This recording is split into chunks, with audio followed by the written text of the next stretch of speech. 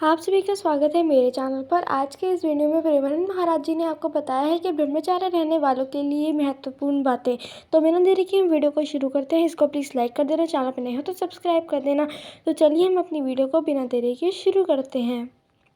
ब्रह्मचर्य इस सनातन धर्म का लक्षण, सत्य, दया, तपस्या, शौच, तितिक्षा, उचित अनुचित का विचार, मन का संयम, इंद्रियों का संयम, और 9वां अहिंसा, और 10वां ब्रह्मचर्य। ये ब्रह्मचर्य सबके लिए है। बहुत घातक है भोगों का आकर्षण। ब्रह्मचर्य के बिना पूरा का पूरा जीवन खोखला हो जाता है। मन से, वचन से और शरीर से, तीनों से ब्रह्मचर्य होता है। मन का ब्रह्मचर्य, विषयों का चिंतन ना करना। यहीं से नाश प्रारंभ होता है, पतन यहीं से होता है। ध्यायतो विषयान पुंसान संगास्तेषुपजायते, संगात संजायते कामः, कामः क्रोधो भी जायते, क्रोधात् भवति सम्मोहा, सम्मोहात् स्मृति विभ्रमा, स्मृति भ्रंशात् बुद्धिनाशो, बुद्धिनाशात् प्रणश्यति। सबसे पहला पतन जो होता है वो विषयों का चिंतन होता है। ध्यायतो विषयान पुंसान, जब हम भोगों का चिंतन करते हैं तो हमें भोगों की आसक्ति प्रकट होती, फिर संग करने का मन होता है।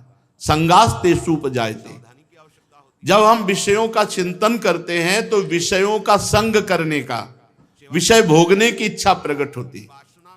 जहां विषय भोगने की इच्छा प्रकट हुई, काम राज्य हृदय में छा गया। संगात संजायते कामा, और कामना जब बढ़ी तो सब मूढ़ता छा जाती है, स्मृति नष्ट हो जाती है। हम कौन हैं, हमारा क्या कर्तव्य है, हम क्या कर रहे हैं। सच्ची मानिए बहुत निकृष्ट काम। वचन से हमें कभी भोगों की बातें नहीं करनी, और शरीर से हमें कभी भोग क्रिया नहीं करनी। अधर्मयुक्त क्रिया का त्याग, धर्मयुक्त क्रिया की स्वीकृति, ये गृहस्थ धर्म और संपूर्णतया विरक्त धर्म।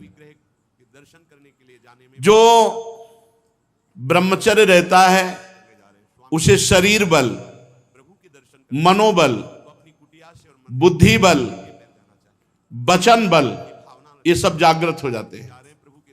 वचन बल जो बोला वही लागू हो गया, जबरदस्ती आपको मानना पड़ेगा। और मनोबल जो संकल्प किया अंदर, वही बाहर क्रिया प्रारंभ हो गई, वही दिखाई देने लगा। देह बल, रात दिन मेहनत करो फिर भी थकान नहीं। आप कुछ समय तक व्यवहार करके देखिए ब्रह्मचर्य का, फिर आपको खुद पता चलेगा कि कितना आनंद प्रदान करता है ब्रह्मचर्य। ब्रह्मचारी को विषय भोग जहर है ऐसा मानना चाहिए। जैसे कितनी भी सुंदर खीर हो और कोई हमारे कान में आकर विश्वसनीय कह दे कि इसमें जहर पड़ा है तो हम बिल्कुल नहीं खाएंगे। हमारे शास्त्र कह रहे हैं, महर्षि जन कह रहे हैं कि ये विषय भोग जहर है, महान विष है, ये पूरे जीवन को नष्ट कर देता है। तो ये जब ज्ञान हो तो उसका फल है विरति। जब हमें ज्ञान हो गया तो उससे हमें वैराग्य होना चाहिए, पर नहीं। ये ज्ञान तो है कि भोगों में सुख नहीं है, भोग दुख रूप है, भोग जहर के समान है। कैसा ज्ञान है? वाचिक ज्ञान, उपदेश देने के लिए। लेकिन जब भोग सामने आते हैं तब ये ज्ञान काम नहीं करता। यदि उपासक भोगों से भयभीत हो जाए तो बच जाए, बहादुरी नहीं, भागना पड़ेगा इसमें। एक बार पूज्यपाद सिउड़िया बाबा जी ने स्वप्न देखा स्वप्न में भी कितने सावधान हैं।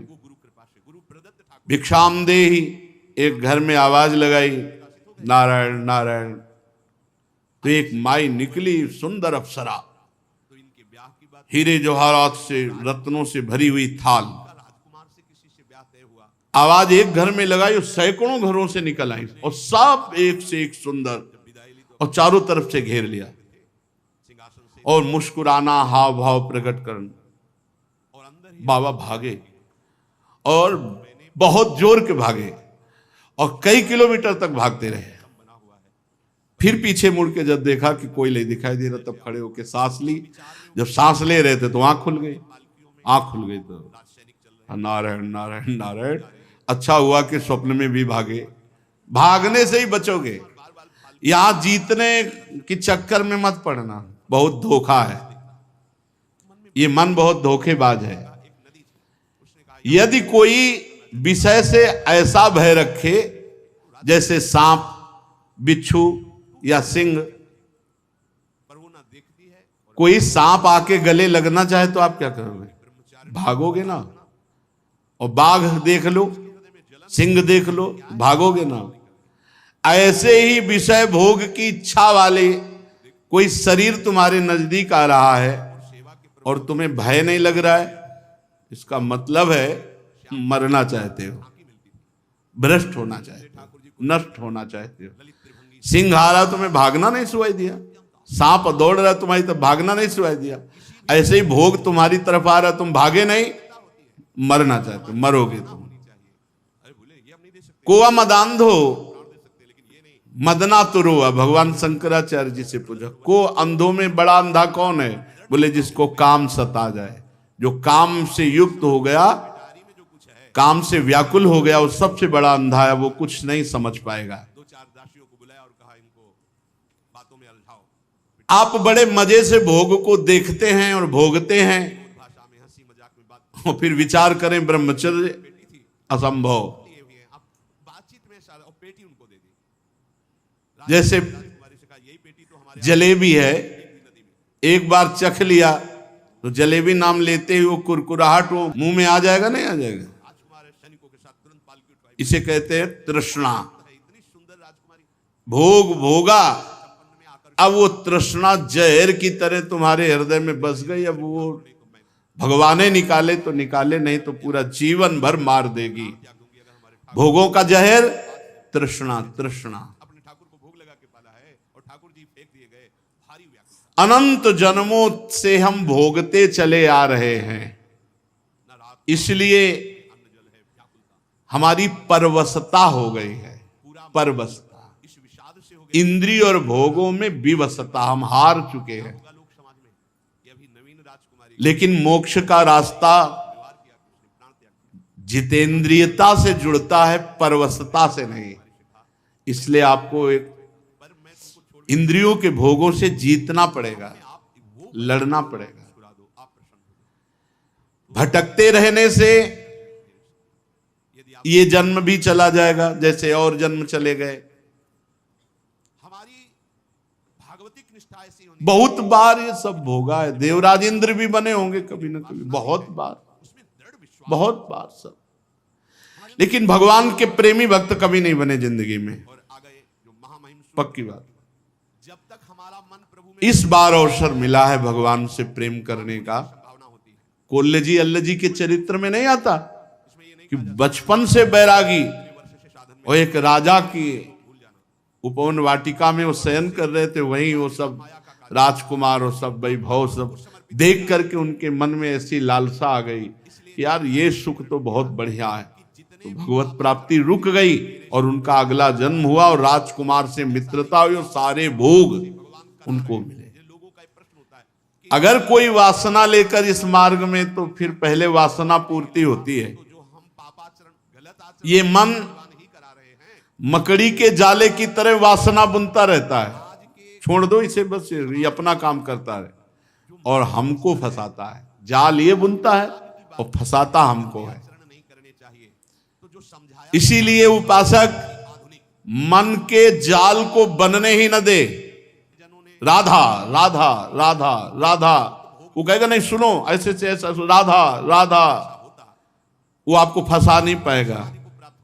ये तमोगुणी राक्षसी आहार विहार करके आप सच्चिदानंद भगवान को नहीं नहीं मान जाओ। जहां प्याज लहसुन जैसे ये तमोगुण होने के कारण बहुत पवित्र वस्तु की तरह प्रकट होते हैं, कोई अपवित्र वस्तु थोड़ी। अब देखो जहां आलू प्रकट होती है, शकरकंद प्रकट होती है, ठीक उसी खेत में वैसे ही ये प्याज लहसुन प्रकट होते हैं।